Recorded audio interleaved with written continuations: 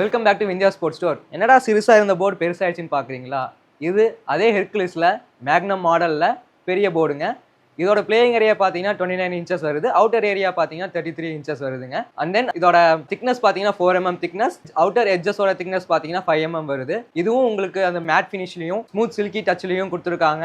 Mat ஃபினிஷ்னா உங்களுக்கு அது தெரியும், உங்களுக்கு அது என்ன ஸ்மூத்னஸ் கொடுக்கும்னு தெரியும். பவுடர் கொஞ்சமாக யூஸ் பண்ணாலே போதும், அதுக்கான தேவை இருக்காது. பவுடருக்கான தேவை கம்மியாக தான் இருக்கும். இது வந்து ஸ்மூத் ஃபினிஷாகவும் இருக்கிறதுனால ஸ்ட்ரைக்கர் வச்சு அடித்த உடனே டப்புன்னு மூவ் ஆகும். உங்களுக்கு என்ன கார்னர் பாக்கெட் பண்ணணும் அதெல்லாம் பார்த்தீங்கன்னா உங்களுக்கு கரெக்டாக இருக்கும். இது உள்ளன் பாக்கெட்ஸ் கொடுத்துக்கிறனால உங்களுக்கு காயின்ஸ் கீழே விழுகிற பயம் இருக்காது. இது சில்க் டச் அண்ட் வாட்டர் ப்ரூஃப்ல கொடுத்துக்கிறனால உங்களுக்கு அந்த ஃபங்கஸ் ஃபார்ம் ஆகிற பயமோ அந்த பயம் எதுவும் இருக்க வேணாம்.